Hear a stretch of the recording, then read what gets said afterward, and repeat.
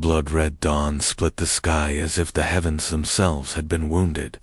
Snow whispered down in soft, slow flakes, landing silently on the charred remains of a cabin that had once stood tall against the wild. What was left now were cinders, twisted nails, and sorrow. Clara Duval stood amid the blackened ruins, her long black dress torn and crusted with soot. Her boots sank slightly into the ash-dusted ground. In her trembling hands, she held what remained of her son's wooden horse, one wheel gone, its paint blistered by fire, the rifle strap dug into her shoulder. Her knuckles were raw, her breath, pale and slow, ghosted out in front of her. "Grief don't echo in the hills," she whispered aloud, voice brittle as frost. "It burrows, like a fox, and it waits." Behind her eyes, memories. They rose uninvited. There was Elias, her husband, tall and laughing, spinning her in the sun-speckled field just behind the barn. Their son, Samuel, no older than 5, chasing fireflies barefoot in the dusk. She could still hear the clatter of the dinner bell, the way the wildflowers trembled in the breeze, the creak of the rocking chair where she nursed him through fever. Then war called Elias away. The Union Army, uniform starched and blue, his eyes filled with promises. He pressed a letter into her hand the morning he left. She never forgot the words. "If I don't come back, no, the earth will carry me home to you." 2 years passed. The war ended. Elias didn't come home. A letter came instead, his body never found, declared missing. Clara wrapped her grief in silence and raised their boy alone. Then the raiders came. They weren't soldiers anymore, just men drunk on power, wearing old colors with no meaning. A patchwork of deserters, thieves, and ghosts. They stumbled through her farm in the middle of the night. Their laughter reeked of whiskey and smoke. She remembered clutching Samuel to her chest, remembered the fire, the screaming, the sound of her son's breath vanishing before her eyes. She didn't remember much after that, now, only ashes, in a grave too small behind what used to be the stable. Clara knelt, brushing soot from a patch of scorched earth. She pulled a silver locket from her satchel, the one with Elias's photo and a lock of Samuel's baby hair. She pressed it to her lips, then buried it in the dirt with shaking hands. No tears left. Just the rifle, the satchel, and the road ahead. She turned west. The land opened up before her, rolling hills, forests rising like sleeping giants, rivers iced over and still. The silence was thick, broken only by the occasional caw of a raven overhead or the rustle of something unseen watching from the trees. She walked until her feet blistered and her legs stiffened from the cold. A frozen river nearly took her. She stepped out too far, the ice crackling beneath her boots. She dropped to her stomach, heart pounding, crawling back inch by inch as the world groaned beneath her. She pressed on, at a fur trapper's outpost. She traded a silver pendant, her last, for a blanket, a flint striker, and a few strips of dried elk meat. The men looked at her too long. One offered whiskey with a grin too wide. Another asked if she was traveling alone. She nodded, gripping her rifle tight. That night, she didn't sleep, just lay under the canvas tarp, wide-eyed, the rifle across her chest and the sound of male laughter echoing from the other tents. Days passed. The land grew wilder. She pitched camp beneath a crag of rocks one night, built a small fire, and tried to warm her hands. The wind howled like something. In morning, coyotes circled at a distance, low shapes pacing in the dark. She tossed a rock. They came closer. One lunged, teeth bared. She fired. The crack split the night, and it vanished into the trees. But something else moved, then larger, slower, almost human. Her fire flared in the wind, and for one brief second, she saw him, a figure standing beyond the tree line, broad shoulders, fur draped over him like a second skin, silent as the snow. She blinked, and he was gone. Clara stood slowly, rifle raised, her breath ragged, Locals in the last town had whispered of the Pine Flats, of a man who lived out there, a deserter who never came back, a killer, or a spirit made flesh. The wild man, they called him, lives in the trees, eats wolves, kills soldiers. She didn't believe in ghosts, but her hand wouldn't stop shaking. The next morning, she followed the trail westward until it climbed. The hills rose sharply, the pines thickening. Her boots slipped on wet stones. Scratches lined her arms from thorns. At the crest of the ridge, she paused. Smoke, it curled up faintly into the sky, gray against the orange-pink sunrise. Not wildfire smoke, cookfire smoke. Human, there tucked into the shadows of the trees, barely visible. A cabin, crude, hidden dot. Clara exhaled slowly, frost trailing from her lips. She tightened the rifle strap on her shoulder and stepped forward. Dead men don't live in cabins, she muttered under her breath, unless they're ghosts. The cabin stood hunched against the forest like an old beast hiding its wounds. Logs moss-covered, roof patched with hides and bark, a thin wisp of smoke curling from a crooked chimney. Clara stepped slowly, the snow muffling her approach. Every muscle in her body was tight, her breath shallow. Rifle balanced in her hands like an extension of her heartbeat. Meat hung from a rack outside, salted and drying. Animal pelts lined the walls. Bear, wolf, deer. The tracks in the snow were broad and unmistakable. Bare feet. She stepped onto the porch. "You're not welcome here," a voice growled behind her. She whirled, raising the rifle. Her finger hovered on the trigger. He didn't flinch. The man was massive, broad-shouldered, wrapped in fur and rawhide. His beard tangled like roots pulled from earth, eyes like storm clouds rolling over the plains. A deep gash ran down his arm, blood dark against the cold. "You're bleeding," Clara said. He looked her over, gaze piercing not at her body, but at the grief behind her eyes. "So are you," he replied. The wind surged. Neither moved. Then he staggered. His knees buckled, and he collapsed into the snow. Clara stood frozen for a beat, rifle half. Then she swore, knelt down, and heaved him up under the arms.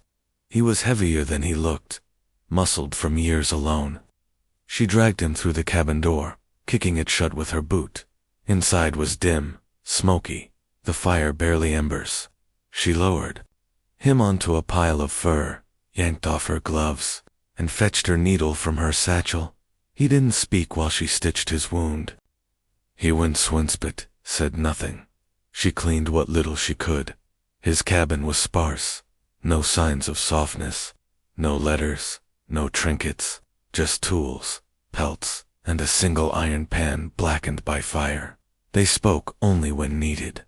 Water, northeast. Spring behind the ravine. She fetched it. "Rifle needs cleaning." "I know how to clean a damn rifle." He never gave his name. She never asked. It hung unspoken between them. That night, she boiled roots and cooked meat with the few herbs she'd carried from her old garden-dried sage, a pinch of salt. He ate silently. She took only enough to dull her hunger.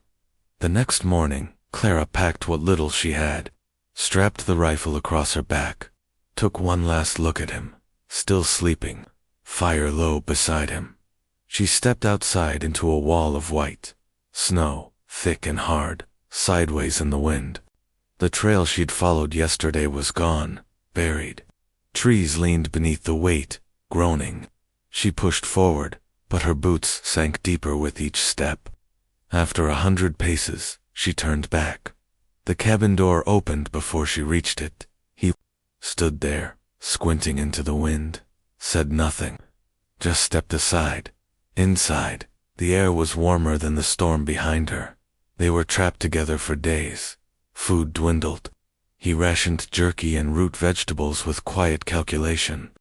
She foraged when the snow lightened, returning with bitter berries and frozen bark. At night, wolves howled in the timberline long, mournful calls that sank into bone. He set traps along the ridge. Clara watched, tried to mimic his movements. On the third attempt, her fingers slipped. The iron snapped shut, bruising her hand. He was there before she could cry out. Freed her hand, then held it gently beneath his for a beat too long. They didn't speak of it. The next day, he taught her to read tracks, no words, just gestures. A broken twig, a bent leaf. The way snow settled in odd shapes. She learned. One night, Clara sat near the fire, carving a twig with her knife. The floorboards creaked. She turned. His body blocked the doorway. Behind him, the bear's silhouette moved like a mountain massive. Shoulders heaving, black eyes gleaming. He grabbed the poker from the fire, flames licking steel, and charged. The clash was brief, brutal. Firelight flashing across teeth and claws. The bear swiped him across the back. He fell to one knee, drove the flaming poker into its face. The bear screamed and fled, vanishing into the black trees. He collapsed inside. The doorway. Clara dropped to her knees, rolled him over. Blood soaked his shirt.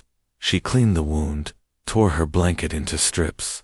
As she pressed the cloth to his shoulder, he leaned forward, forehead resting against her collarbone for a single, fleeting second.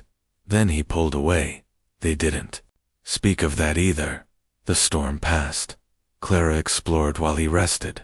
One morning, she found a loose floorboard beneath a stack of pelts. Curious, she pried it up. A book lay hidden beneath the dust. Pages torn, the spine chewed by mold. It was a Bible, an old one. She flipped through it, hands trembling. One name had been scratched out completely. Another scrawled below it, in darker ink, Josiah. That night, she sat by the fire, while he cleaned his blade. The crackling logs filled the silence. My son, she said softly, was 6. He looked up. They didn't come for the animals, or gold, just burned it all. He said nothing. She continued, voice thin. He had this way of humming to himself when he thought no one was listening. Used to sleep with his hand over his ear, said. It kept the bad dreams out. Josiah stirred the fire with a stick. I killed a child once, he said finally.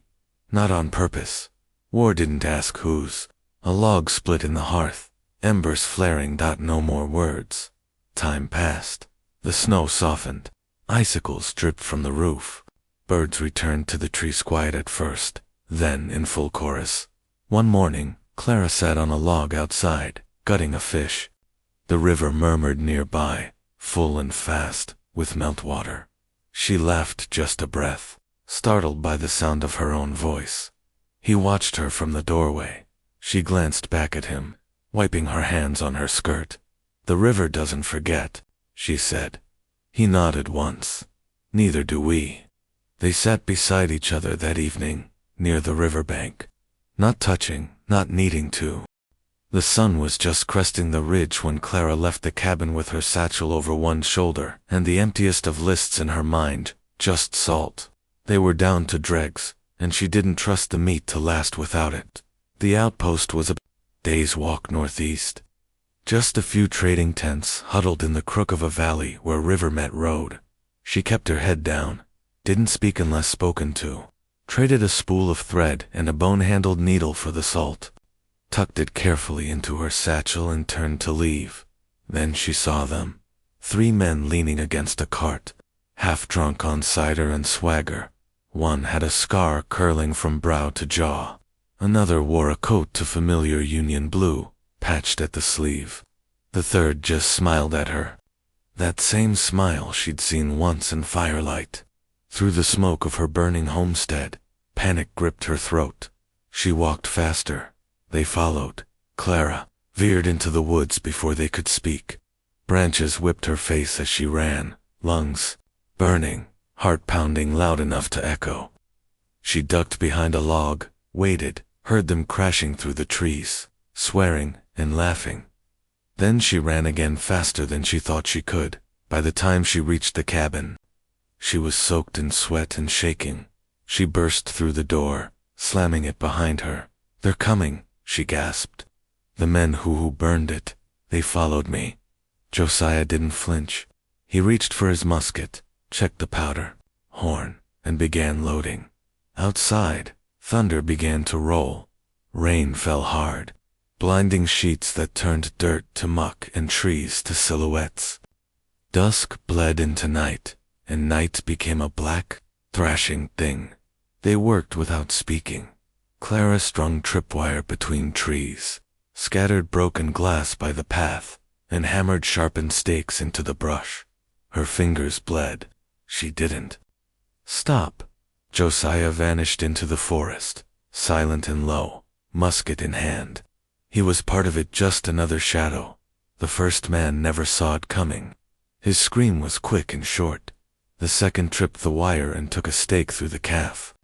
Josiah put a bullet in his chest before he could scream, but they were too many. One burst through the cabin door.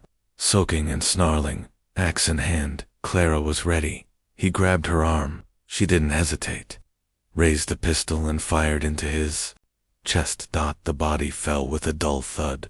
Her hands didn't tremble. Outside, lightning cracked, revealing Josiah wrestling a man in the mud. The blade flashed. Josiah staggered back, blood pouring from his side. He fell. Clara screamed and ran to him, dragging him backward by his collar. One foot slipping in the mud, the other braced. She slammed the door, bolted it, then slumped beside him as the storm howled. By dawn, it was over. The forest was silent again. Bodies lay scattered, soaked and still. The rain had washed the blood into the earth. Inside, Josiah burned with fever. Clara knelt by his side, sponging his face with a cloth. His skin was hot.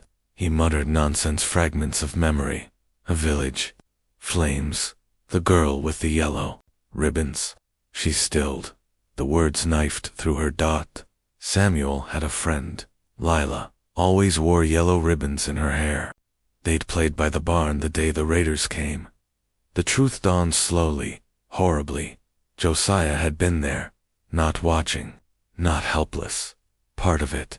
She sat beside him, fists clenched in her lap, rage and grief twisting through her chest like roots in dry earth. For a long while, she said nothing, did nothing. Then she wiped his face again. That night, she sat beside his bed, with her rifle across her lap. "You don't get to die," she whispered, voice low and flat. "Not like this. Not from a fever. Not after all this." She leaned in, brushing the damp hair from his forehead.